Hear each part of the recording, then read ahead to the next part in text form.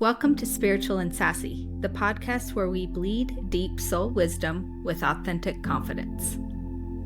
We're your host, Tressa and Myra, and together we'll explore the mystical side of life, challenge societal norms and programming, and embrace our inner power. Whether you're on a spiritual journey or just love a little sass, this space is for you. Let's dive in and light up the world with a little more love. Hello, here we are. Hello. Hi, everyone. Hi, listener land. Yes, our listeners. We hope we have I'm many. laughing even more. I mean, I'm always going to laugh. But for those that are listening, we're using this really great platform to record. And so shout out to Riverside for anyone who's out there podcasting. This platform is amazing. But I don't know why, but I have this box still. And I mean, it's really not impacting anything. It's just like annoying. So I'm laughing because I thought it would go away once Tressa started recording. It did not go away. It did not. Little distracting, maybe. Yeah. So I'm like, oh, whatever. Yeah. Oh, well, we're glad that you're joining us on the Spiritual and Sassy podcast today. Yes. Hopefully your vibes have stayed high. I hope so. And I hope you stayed sassy. Yes, yeah. And the haters have not brought you down. Yes, right? So easy to let other people impact us, isn't it?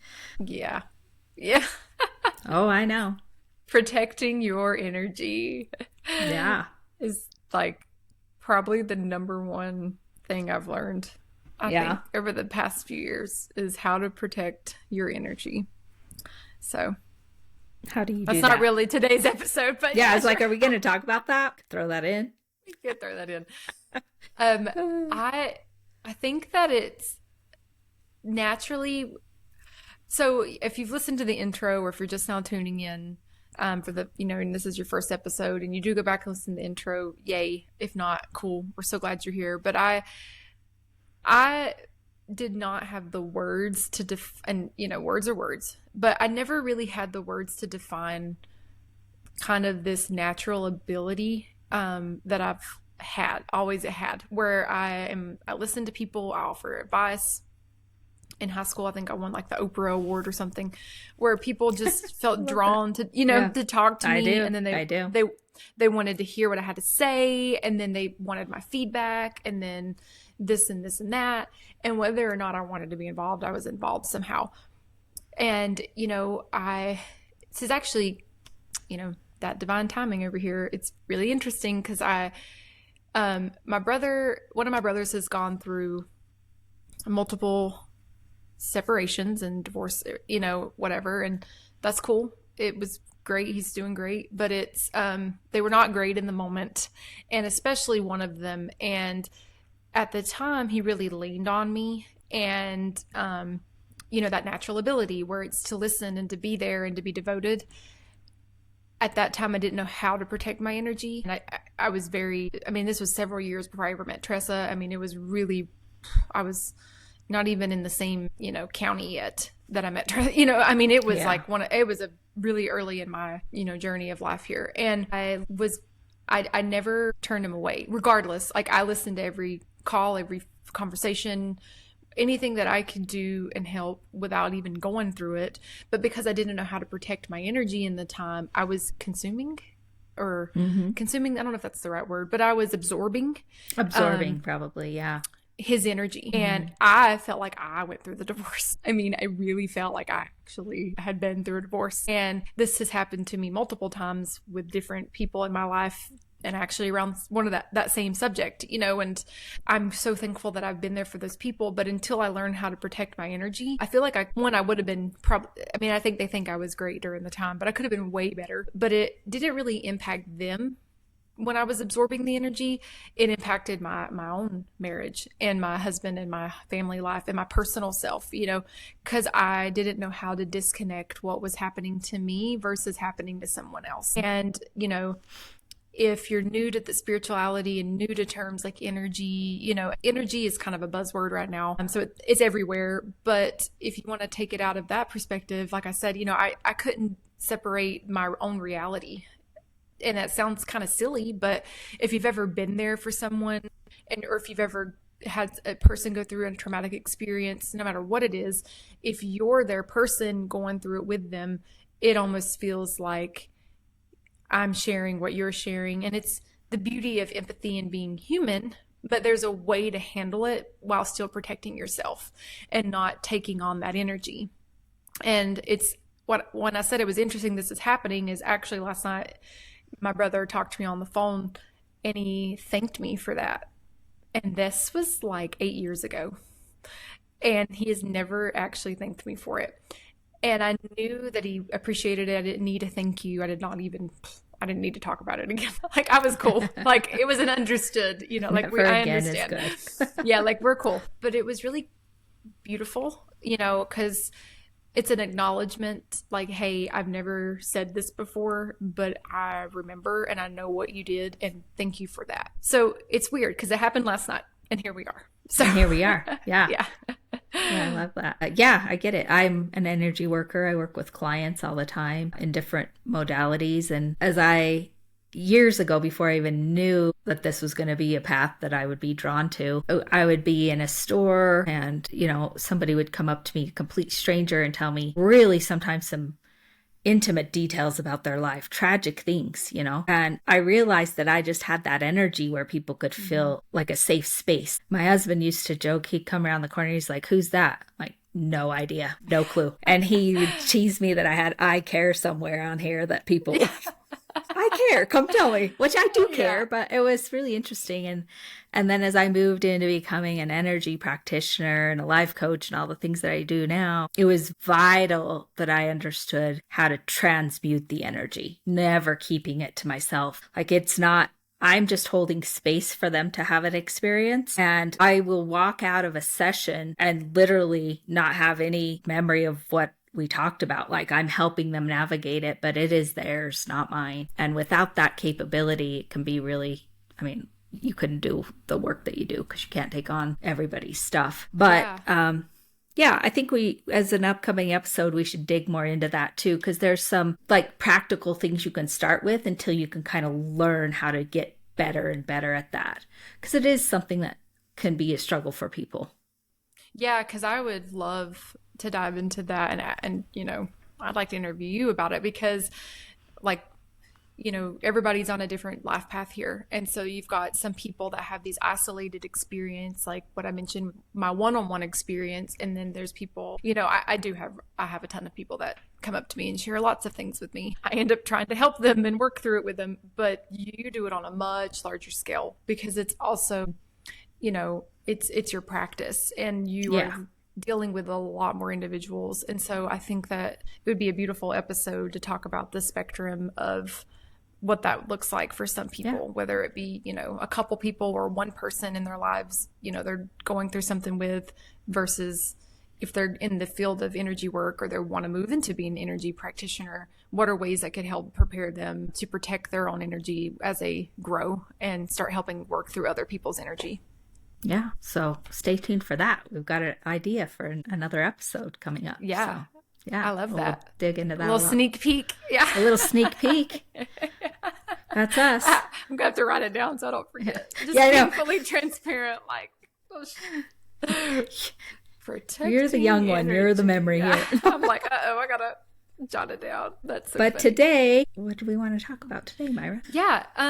Today, this one is just, as we ease into these episodes, today, one of the subjects that's top of mind for me personally is, really letting go of labels and letting go of, these preconceived ideas that we have for ourselves or that others have for us. And this topic comes up because it's part of my journey just recently and what I've been kind of going through. And if you listen to the previous episode, Tressa and I used to work together, which is awesome, but now we don't. And so, but that plays kind of a role into where I'm at in my own journey. And so I'm good to dive in if you are, Tressa. Yeah, let's go, man. I love it. Labels are one of my favorite topics. I hate them. Yeah, she does. I shouldn't use the word hate, but I hate them. I hate them. Yeah. They are not on her top favorite things. They are not. So. No, they're not on Tressa's top 10 faves. Nope. Maybe we should start that list. Yeah. Come on, Oprah, move away. Yeah, exactly. That's so funny. So, like, Um, it's cool that you want to talk about this. Like, what really got you thinking about this and what's happening in your life right now? Yeah, so I made a massive decision to move from Wyoming back to North Carolina. I'm a North Carolina native last spring. Actually, about this time last year, I had just had my Nice. son. He was born on New Year's of last year. I joke and say I'm a little wild and crazy, but honestly, I think I'm something that I've a superpower. It's a superpower. It's actually not, I don't see it as a weakness or a, you know, some, or people might think, oh gosh, because I've made really big decisions like this many times in my life. And I actually see it as a superpower now that it's my intuition and I'm so intuitively led that I make that decision and do it, that I don't wait around. And there have been times the universe has had to force me into situations, which, as we move into episodes, I'm sure this will come up a lot about where the universe has pushed us into different places when Yeah. we're hanging on for no reason. And that's kind of what I feel like has happened in my life recently. So, I made this big move, everything lined up, our home sold, definitely not on my time. I am a control person. I'm less of one now. I shouldn't say I am because that's not good, but I have learned to surrender in many ways, and I want things to happen on a certain timeline. And things did move progressively okay and well, for the most part. But one of those things that never really meshed was my next career move. And so things weren't really meshing with the company I used to work for either. And so in the moment, it worked out and everyone's saying kumbaya. And it's like, hey, let's give this remote gig a work, but it'll be probably, reevaluated by the end of the year. And in that moment, I knew just because the words will reevaluate at the end of the year, it meant it was going to end at the end of the year. I just knew that in the moment.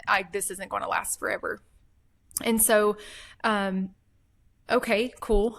So it gave me space, which I will be forever grateful for that, to really move in and find the right home for me, the right situation for me. Like whether, I was working remote, I was able to put my daughter, it's her first year of kindergarten. I had this little baby. It really allowed me to seep into this space really nicely. So always, always grateful for that. But what it also did was it gave me this massive dark anxiety. I mean, at one point I felt so crippled by the thoughts of it ending. And I think like at that time I had reached out to you and told you like, my mental health's not well. Yeah. And it wasn't even actually the job anymore. It was really the fact that I knew it was ending. I knew every day it was ending. And I felt, I went through all these weird emotions like, oh, I love Tressa. She's, Tressa was my boss, those in Listenerland, if you even want to, I hate that word, but really, really she was. Yeah. So it's like, Yeah. oh, I love who I work for. I love what I do. I love the mission. I love the vision. This is so cool. I get to be remote. I was attached to my title. I was attached to my salary. I was attached to all these things that I thought I had to have. And in those moments, it was like, no, I have to have A, B, C, D, E, or I'm not successful, or I'm not doing well, or I'm not going to be okay, suffer, and blah, blah, blah, blah.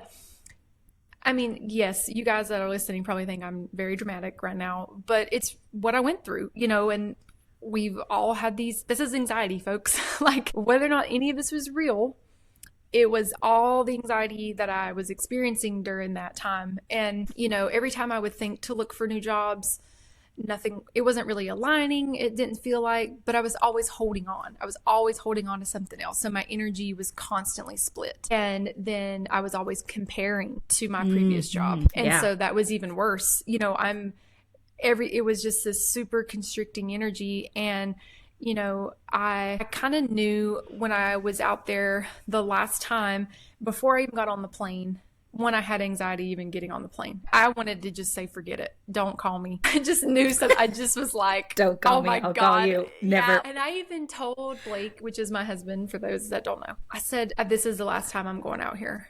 And he's like, you really think so? And I said, I know so. I know it's the last time. Whether or not it was coming from the company or from me, it was my last time. And what's so crazy is when the conversations were had and everything was, yay, this is happening. Yes, it was emotional, but I can't believe how cool I was. Like I was as chill as a cucumber. And I had went through all these crazy anxieties before. Like felt like it was, oh my gosh, blah, blah, blah, blah, the world's on fire. And in the moment when once it was said to me, it was like, oh wow, that happened. Okay, cool. And I started to feel free and a burden began to be lifted. And even during those 2 months, it eased up. It wasn't fully gone, for sure. I'm still trying to cross compare when I'm looking at other positions and I'm thinking about title and I'm thinking about career moves and yada yada, all that jazz. And it wasn't until it all ended and I had went through some crazy freaking interview processes. Like, honestly, I could do a whole podcast on how bad interviewing and job market is right now because that's just a whole separate subject. But I went through these really strenuous like interviews, and I actually think all it did was give me hope. And now in my reflection of it at this time, and since everything's said and done, those were really cool jobs, and it actually gave me a validation my ego needed to move forward. I think that's all the purpose that it served, and there's nothing wrong with it. And both of those, one did not end the way I wanted, and the other one, I don't even know what the heck they're doing. They're like lost in space. It was crazy. But yes, this was a long story, folks. I'm so sorry. But the point I'm trying to get to is everything had to not exist for me to finally actually release the whole thing. So I was told I didn't get the one job, so I moved on completely from that. I had some really dark days when I first found out. I couldn't eat. I was crying. I was shaking. Then, it's okay because, like, I feel like as a person, I need to be strong. I need to smile and have hope and be positive. But also, I think part of that was just like a step of the release. I needed to physically mourn everything. And it came out in the form of my body, like shaking. I was just, you ever get the shakes, like where you're just shaking and you don't know why. You're just like, why am I like, my muscles were spasming, you know what I mean? The whole thing. I do. Yeah. I mean, the body is always a reflection of your internal emotional body, right? Your spiritual and your emotional body. When there's disease, think about the word, people. Yep. Your body will have the reaction. It has to expel it, right? And so paying attention to your body is probably the best thing you can do. But like what you are going through is just allowing the emotion to come out and be expressed through the body, right? It's just energy and motion, like the crying, the shaking, the coughing, the sneezing. All of those things that we do is the body's natural way to release the emotion that you are feeling. Yeah. And, I think I really want to talk about the split energy part too, and how we can get so attached to things. But I also love that, like, we have emotion for a reason. We don't need to label these things as positive or negative when we go back to the label.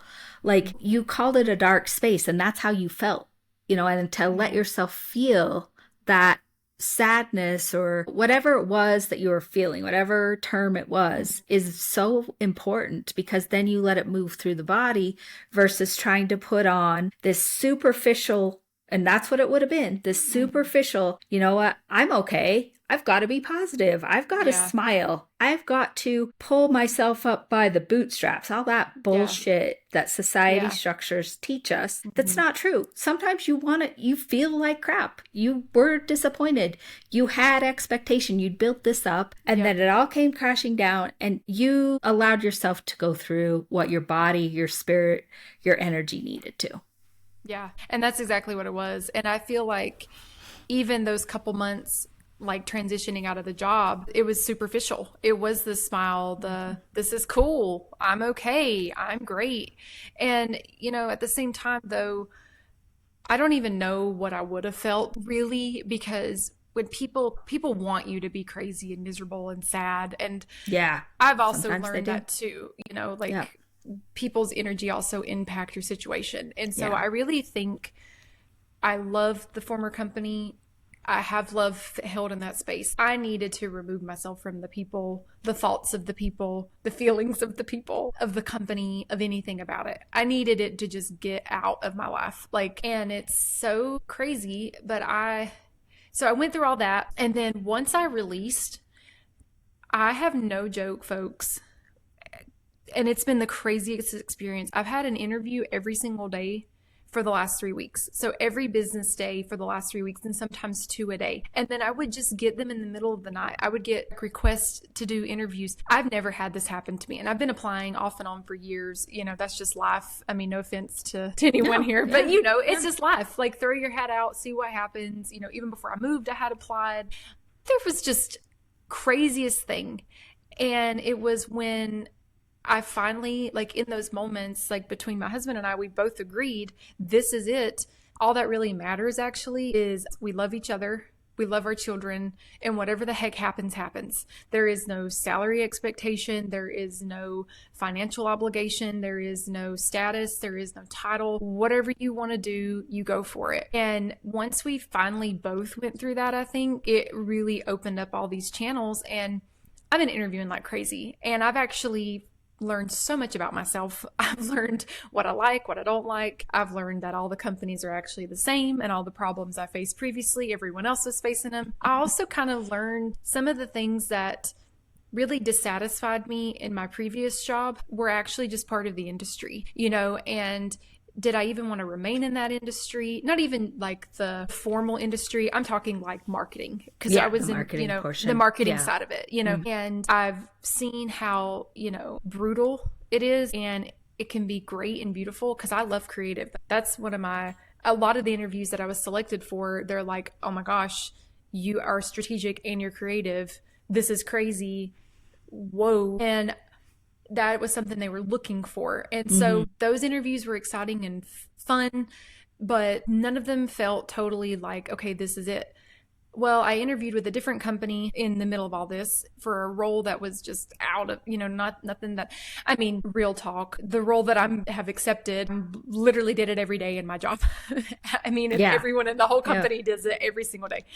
And it actually does align more with marketing and business goals and growth and success and problem solving and strategy, blah, you name it. And it really does align without a label, without a title, without classification. And I interviewed and was offered within like 48 hours. And in these other ones, they've waited 3 weeks to call me back, or they waited a week, or the ones I went through before the job ended was like 2 months. Like, of crazy, you know, like the craziest shit that ever existed. I mean, I made presentations, guys. Yeah. You have no idea. You know what I did. I did too much. It was ridiculous. And this one, I met him. I said, oh, what's the process? They're like, no, honestly, we're about to debate and we'll let you know. They let me know. And the salary was above expectation. Everything was above expectation. So like the role, the responsibility, the growth, everything that I was looking for was in a role. And I don't think I would have maybe applied for it. And I actually previously worked for this company about 8.5 years ago. And I had thought, man, do I want to go back to that? You know, that's a big thing to think about. But they remembered me, and I left a positive impact when I was there I was 20. You know, I was young. I was like 20, 21. You know, the reason I left is because I married my husband. I wasn't even in professional Myra mode, you know, and whatever they liked then, they remembered it. And so it's just been this crazy full circle thing. But all this to say, I'm actually there where I wanted to be, but I wouldn't be where I wanted to be if I hadn't let go of the title, if I hadn't let go of just being in marketing, or if I hadn't let go of the salary, or or if what I wanted out of it, the growth or the flexibility. You know, right now I work remote. I don't know if I would ever want to be fully remote again. I don't think that's ever in I thought I wanted that too. You remember, you know, and now I'm like, hell no, this sucks. Hybrid's where it's at, folks. But this is things I had to learn. Yeah. And so I let those go. And, you know, I constantly wondered, okay, what do those former coworkers think of me? Like, what title do I need to post on my LinkedIn? Or what are those people that, you know, what are they going to think if I go back to a former company? And what does my family think? And like, they all secretly want you to fail sometimes. I mean, families can be interesting. They're supportive, but some are out there to get you, folks. If you haven't learned that already, I don't know how else to tell you. But their energy can be freaking weird. And I had to go through all that. And that sounds, honestly, fucking crazy. It sounds bizarre. And now, I'm looking back on all of it and I've never felt happier in my life. Like, and I should be terrified. I'm going into one, they have the craziest, highest expectations of me ever. They think I'm the best. They're like, yeah, we're going to move you this level in 6 months. You're going to do this and this and this. So I hope I meet those expectations. And I think I will. I think I'll do fine. But in a moment where it should be really fucking scary, I'm actually excited. I'm so excited. I'm so excited. Yeah. So that's my journey, folks. Yeah, I have just a couple of comments that I want to throw in. One is one of my favorite quotes, and you keep talking about expectations, is from Buddha. And write this down, listeners. Write it down on a couple of Post-its and put it around your house, because getting things into our subconscious is important, and you need to really, put some information down where you're reading it and getting it in. But it is the quote of, expectation is the root of all heartache. And is that not so true? Oh, right? Sure. Without expectation, you cannot have heartache. And once you release the expectation, the universe was open to you, gosh. Right? Like like what you were saying, I watched you over the course of this year, moved, and you were first applying for jobs. I could feel that desperation of, I've got to find it. I've got to find it. I've got to find it. It's got to come. It's got to come. And then, the remote stuff happened for a time frame, and then we both knew it was going to end. And then, towards the end of it ending, before the official conversation happened, that energy kind of came back. Right? Because you knew, but it hadn't been official. And it was interesting because when the decision was made that the remote work would end, Myra would no longer work remotely for me. I could even feel in that day that we sat there and chatted, like you were very calm and like energetically, I don't know if you felt this, but I could feel like this weight just floating up. Yep. Oh, yeah. Well, it's like, when you want to break up with someone and you've been like, damn, I really want to end this. And you're like, but I love her. And honestly, I only hung on because I love Tressa. I'm going to be real dog. Like, just being honest, folks. I'm like, I love this woman. She believes in me. She's invested in me. These people are cool that I work with, I guess, but I didn't love that company anymore, and not and that's okay. Yeah, it's okay. It's like, and not in that, like you're saying, positive or negative, it just is. I don't love them anymore. And I'm okay. And it was beautiful and it served a purpose. And I would not be where I'm at today without that company. And I know that. That's not lost on me. And the role and the growth and the learning has been beautiful. But it was 100% time for me to move on. And it was 100% time for the company to do something different too. And it's just like any relationship with anyone. Yeah. But this time I needed to be broken up with, because my you did. Yeah. Was like, damn, she's okay. Not you, but like like if the company was my girlfriend, like, man, she's all right, but like, like, well, you try to trick yourself into that fake, what we kind of were talking about earlier. You're trying to go, internally when something doesn't feel right. But then you go into what I call the monkey mind. You guys are going to hear that a lot. Yeah. And you're like, but I got to look at this positive, and I've got to look at that, and I've got to, you try to talk yourself into something that isn't right for you. The other one I want to throw out there to the listeners, and write this down too, is control always equals resistance. Mm-hmm. The more you try to control something, the more you're going to put out resistant energy to the universe. That's just the way it works. Mm-hmm. And as soon as all of those things got kind of taken from you in a sense, right? Yeah. And you surrendered. I love the word you used. You surrendered. Man, things started to move. I mean, like you couldn't even, I was shocked at how quickly they moved for you, right? Like they were just like, crazy. Here you go. Here you go. Here you go. It was crazy. And everyone's laughing. Well, my family were like, haha, and you were over here. I mean, bro, I was down. Okay. Yeah, like, I know. I don't get down. I haven't been that low in a long time. It was low, and they're like, oh, that was for nothing. No, I needed to feel it. I needed to personally grieve and mourn a version of Myra that will not exist anymore. Mm-hmm. And it's not a bad thing. And I get to do, heck, I might be CMO one day, but I don't need this path maybe. You know what I mean? I don't Yeah. know. Like, You it don't know. doesn't need Yeah. to be this linear path. And I'm, I had, and I think even the career move's a great move. Like, it just is refining skills, and it's not a bad, it's a great thing. Like, and, anyone that I've talked to who knows me, knows what I did, sees how this fits too. Like, this is a great thing. Like, this is a Yeah. really cool thing. And, being very vulnerable here, my husband's in a similar role, and he is an engineer. And I think when I originally put in for the position, there was those labels, that bias, societal expectations of, wow, my wife's going to do my job. That's not cool. And guys, I have the nicest husband in the world. Okay. He is literally, Yeah, she does. like a saint. And I'm not, I mean, anyone that's Everyone met loves this man, Blake. We love he Blake. is fantastic. And so, but even the best, most fantastic people have real raw emotions. But what we have built in our marriage, and it's taken us a minute to get here, is this really raw conversation. He told me, instead of bottling it up, he said, I'm going to be honest. I'm a little concerned. I feel a little uncomfortable, especially in the beginning, about this, you putting in for a job that I actually do.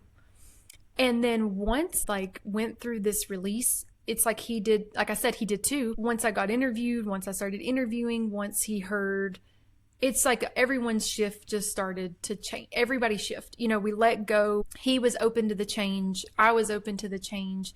And now he's jazzed too. Like, he's so excited. He's like, this is great. This is amazing. I see how you fit. I see what's going on. But he had to break down the label that he had put on me and on him as a male in our home, as the breadwinner, as being, you name it. Like, I'm a man and I have this degree and I got this role because of that degree, but she's over here and she's been in marketing and she's a communications major. And oh my God, he really had to work through that.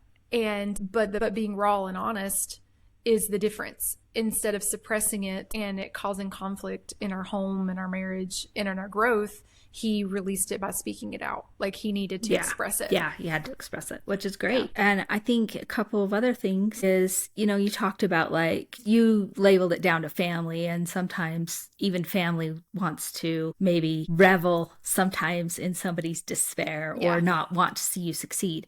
Yeah. That always comes from their insecurity, never yours, right? That is them reflecting their own insecurity and what somebody else is doing. I believe it's Deepak Chopra that I heard this from, and I think it's his book called The 7 Spiritual Laws. And in it, he talks about when you have a goal or desire, keep it, like he says, keep it to yourself. Because when you or trust somebody that you truly know wants the best for you, regardless of how it impacts them, regardless of how it's going to make them feel. And I get what he's saying, because you put that out there and then what I call little energetic cords start to get attached, right? Oh, Myra, are you really, you're going to apply for that job? That might be a little bit tough. I don't know about that, right? And I'm giving you my insecure energy, and people lack awareness for the most part, right? And so when you're not aware, you start taking on that energy of my fear. And so I just kind of wanted to point out, you're right, people do that, but that's the reason that happens. And really either having a heightened awareness around it and be like, yeah, that's a Tressa issue, I'm not taking on her energy, or keeping it really close to vest, right? Keeping it in your own heart, keeping it in your own energy body to manifest that without allowing all these outside influences for you. Yeah. So. And it's all insecurities, even with Blake's on insecurity, and he's not even the person I'm referring to when I say family, folks. There's I knew it people. wasn't. Yeah, I know but I'm just going to be honest. Yeah, tell listener land. There's other people, and I've learned, that what Tressa's saying exactly. They don't really understand that that's really what it is. And that book, Tressa had told me to. If you listen to audiobooks, it's a wonderful audiobook. It's very short. I think it's only like an hour and a half. Yeah, it's super short. Super short. Easy to digest. Yeah. It's amazing. And if this is like your first step into spirituality and journey or releasing, because I love to manifest. I've been manifesting before I even knew it was manifesting. And it's just something I've always done. I remember even when I was applying for colleges, I wrote my senior year what I wanted, and it all happened. And it was like, oh my gosh, and I wrote out all these things and it all came to pass. And so I didn't even realize then it was manifesting. And now I know what manifesting is. And still being attached to those outcomes, those expectations, really, it totally screwed with my manifestations. And even though I'm aware, I was sabotaging myself because of that. But this book is amazing. And another thing that, in that book, and I kept, the whole time I was going through this process, I had listened to the book and it kept replaying in my mind, actually, little clips from the things he talked about. And he shares with, his children when they were going to school and they wanted really good jobs. And he's telling them, don't worry about the outcome. Don't put an expectation on that outcome. Just do good. If you do good things and you make they did the things to get to that outcome without thinking about the outcome, they just did it. It all came. They got into the schools they wanted to go to. They have the jobs that they dreamt of having, but it was because they removed those expectations. And, I am in a phase of my life where I would love to learn things from joy and happiness. That's where I'm at. Like, please send me experiences through joy and happiness. But, whatever has happened here, I've learned from that too, that even as aware as I am, my monkey mind did go into play with a lot of this. And, in a future episode, surprise, Tressa, I would love to really talk about what does surrender really mean? Yeah. Because I have had, 2024 was the year of surrendering for Myra. And even a little bit before that, surrendering for fertility, surrendering for a move, a home, buying and selling a home, a job, a career change, a life change, you name it. There are so many things that surrendering, but what does that mean for people? And what does that actually even mean? So I'd love to talk about that sometime outside of this podcast or this episode, because that's probably one of the hardest things that I've actually had to do is I say I want to surrender and I am surrendering, but it wasn't until I actually surrendered. And so kind of defining how to surrender, what it means to surrender, and how to get into that headspace, I think would be a great episode. Yeah, I think I love that. 'Cause you bullshit yourself and say, I am surrendering, but the whole time you're in resistant energy. I've done the same thing many, many times. So I think that'd be a great future episode for us to dive into that a little bit more. The last thing I kind of wanted to talk about, just with your comment about comparison, right? You talked about how you got into comparison and, being completely vulnerable. I've been on a spiritual path or a self-elevation path from, for about 12 years. And hopefully one episode I'll kind of get into how I was prompted into that. Not the best time in my life, but why I kind of started this journey. But what was so interesting is just a few days ago, I'm really big on like self-talk, self-love, that foundation, right? And I had a moment where I was on a video call. Okay, I have this stinking pimple. It's getting better. But anyway, I was on this video call. And, I'm looking at these individuals who I'm talking to who are all, probably 20 years younger than me. And I all of the sudden went into I had my pimple. I was like looking at my, laugh lines, and oh my God, I went down one of the deepest rabbit holes that I haven't been down in a long time, with like comparison and, my age and how my body's changed. And then it got worse. It like, am I a bad boss? Am I doing good at work? It just like all of this stuff, it just kind of snowballed. And the beautiful thing is like, I recognized it, right? I got off and I was like, okay, like, I'm just going to feel it for a minute. I'm not going to meditate myself out of this. I'm not going to breathe myself out of this. I'm not going to no, I'm feeling shitty right now. And that's okay. I'm going to just sit with it. So I came home, had a little bit of tears, had some tea, kind of regrouped, had a cup of tea. I was like, okay, that's where we're at right now, and I was really grateful because it was a beautiful reminder of what it taught me was how I started into that whole rabbit hole was through comparison. Mm-hmm. instead of being in my own energy, Yep. being who I am, being authentic to me, knowing who I am. I started to dabble into that comparison. And man, it doesn't take long to pull you Oh out yeah. of, your authenticity and who you want to be. Like for me, I think, age is a gift and life is a gift. And, for me personally, if whoever wants to do it, like I don't put injections in and then that day I was like, oh, Botox is coming, facelift next. I don't know what I'm going to do, but it's happening. Oh my God, that's really bad because It was bad, she's Myra. It was so never. bad. Oh I my mean, gosh. bad, bad. I hadn't, like I said, I hadn't done that to myself in Yeah. a while, but it was good. Like once I kind of got through it and kind of that night I did my meditation and got a sleep cycle. And the next day when I did my morning meditation, it was like that. I believe everything happens for a reason. It really happened to show me for myself and always helps me with my clients. Like is that level of comparison is dangerous, right? Mm-hmm. Because you are unique. You're a unique gift. You are special just the way you are. And when you start to let yourself get on that teeter totter, you're in dangerous water. And so I like that.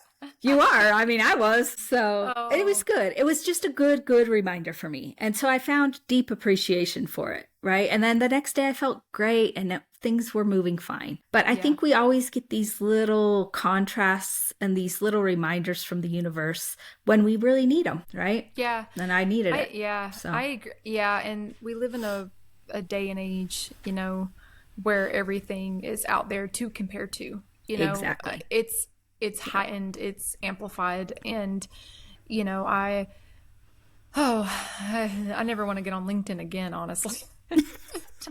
Until You don't the have to. next time. That's I the know beauty. it's You don't have to. gosh, yeah, and I There's no requirement. knew, and I being on there though it put me in a space of it was a cool platform in some ways, to make certain connections, but it really threw me into a level of that comparison to, I'm looking at people that are close to my age or close near my age or working for certain companies or certain cool brands. Like what is cool, or like, well, why do they get to work with Glossier or Netflix and why am I over here, or like there's just Yeah. ridiculous Yeah. things, and it's like, oh, they're so lucky, but they're not lucky, that's just their path, and what so literally, I am with you 100%. I had to like legitimately feel the feelings and to go through the things to be like, LOL, Myra. Okay. Like, Yeah. who cares? I Yeah. know that I'm a freaking kick ass person, Yeah. whether I'm a good employee and I think that like I am a kick-ass marketer and I know that I am. And I think that I'm all of these things and I don't need to be in a certain role to say that I'm those things. Yeah. I find it's been, like I said, when I'm looking at this new position, I'm not thinking in a label. I'm not putting myself in a box anymore. Mm-hmm. I see actually, hate to get into corporate speak, folks, here, but when you're trying to find value for customers, when you're thinking about value to customers in marketing or in business, I turned it around and said, what is value to Myra? What is the value that I'm bringing to a company? And what's the value that I want this role in this company to bring to me? And what is actually that layer? Because there's that surface layer of the role and Mm-hmm. title and expectations and this and and then there's what's the you think of an iceberg, what's underneath that top, that you see the top, you only see Yeah. the top, so what's Yeah. underneath? What is actually the value that I want from this whole experience, from this role, and what can it actually do? What am I bringing to it, and what can it bring back to me? Yeah. And so Yeah. I love I that. think that's helped me really change. Because I'm a sticky note person and I'd write marketing director everywhere, or like I'd write a certain title, Yeah. or whatever. Yeah. And now I can laugh. But Yeah. in the I know. moment, it's like, what am I going to say my new role is on LinkedIn? Where they post like, Yeah. it's my last day and Yeah. tomorrow I'll post my new job, Come and I'm back. like, oh my God, like it was, and I thought, who gives a shit? Like, I don't give a shit, actually. And it's been the best thing about it. It's like, who cares? That was so Yeah. dumb or for me personally. It was a silly, silly thing for me to be focused on. Now I've let all of that go and I have a new desire. Like, it's not marketing director that I'm trying to want to be. My goal in life, or career wise, not life, I shouldn't say my whole life goal, but my career wise, I want to be an executive. I want to be a business executive or a VP in a company. That is what I want to do. I want to be a decision maker in a company. I want to drive business growth. I want to focus on strategy that does that. And it doesn't have to be in a marketing role or communications role or project manager, or don't even be in that role. Like, so I've let all that go and I found out what I really want to do. I know great. what I want to do. It's, if I choose to, hell, I might change my mind next week. That's the Gemini in me, folks. But at this present time, I know that that's the end game. It was never the other label. I don't know what it is. I don't know where it'll be, but that's what I want to do somewhere. Yeah, I love that. And like everything that you talked about, like all the things, those are things that you're passionate about doing, but they don't define necessarily who you are, right? Exactly. They're passions that you have. I think we're getting ready to close this episode, but just something that, out there in listener land, maybe take a few minutes and try to think about, like, if somebody was going to ask you to talk about yourself a little bit, what are you passionate about? What makes you happy? What brings you joy? Like, try to answer that question for yourself without utilizing labels, without using I'm a mom, I'm a daughter, I'm a father, I'm a banker, it's tough. It's a tough ask. It really is.